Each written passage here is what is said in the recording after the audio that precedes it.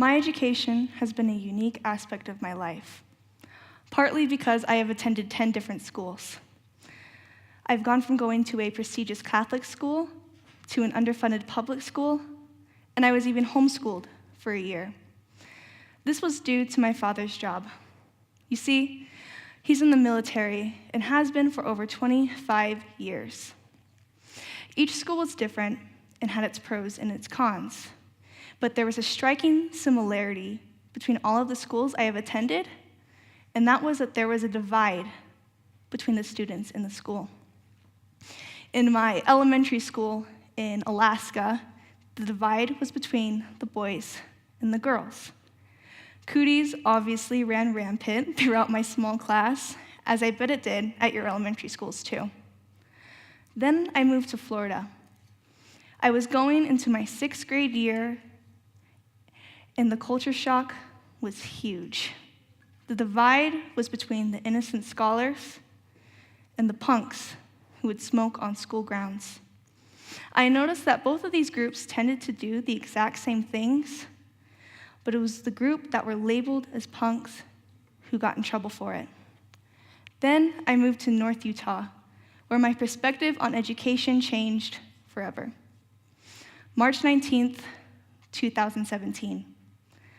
My good friend Alex committed suicide that Sunday morning. Anyone going through grief knows that it drains you, not only emotionally, but physically. And I was angry.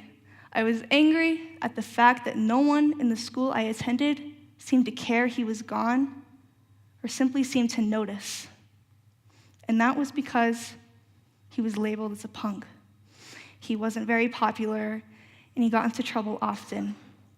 But what a lot of people don't know about him was that he loved lasagna. He loved the movie Fear and Loathing in Las Vegas. He loved Pink Floyd, and he loved all of his friends and family.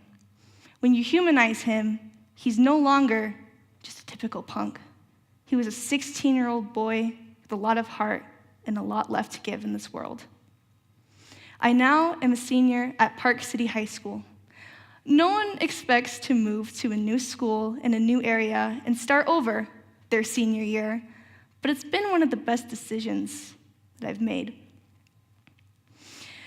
In all the schools I attended, you see the divide is there. But this would be my last high school.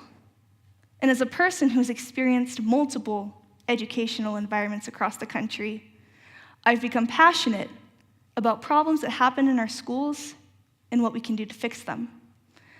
The school-to-prison pipeline, for example, where students who are sent to the administration or even involved with school officers are more likely to be sent to prison.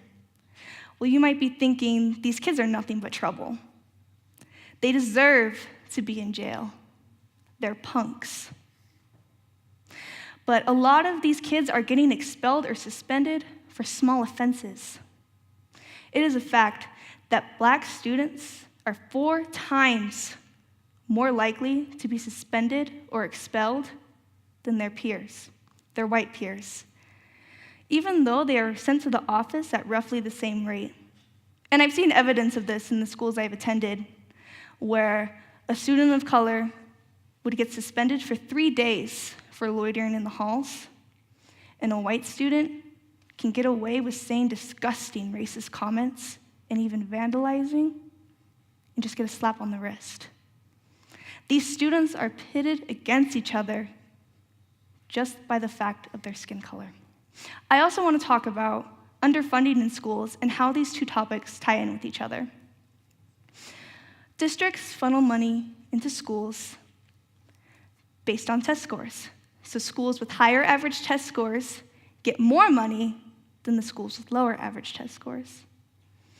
And the divide is huge because of the already growing economic divide between the white and the Black communities. And the problem is significant in Utah, because in Utah, we are last in the entire country for per student spending.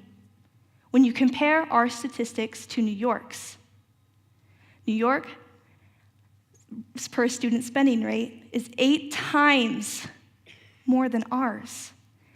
And when these schools don't get the funding they need to educate their children, they deflect onto violent actions that introduce them into the criminal justice system.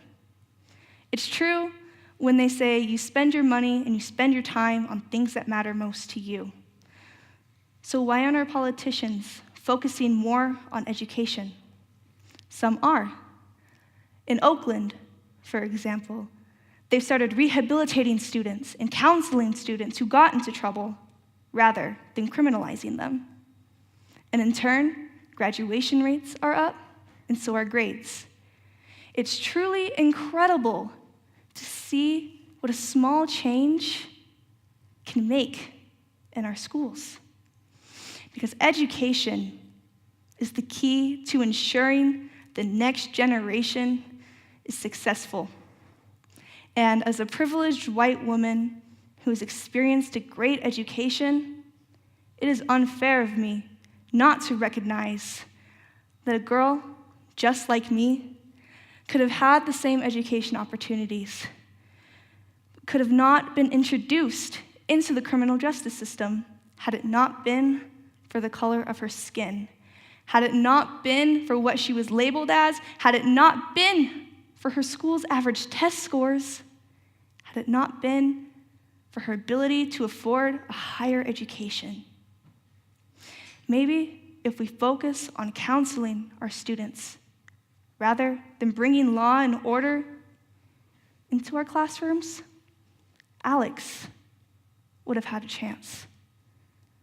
He might have graduated high school, gotten a job, became a law-abiding citizen, had a chance at a life I know he deserved.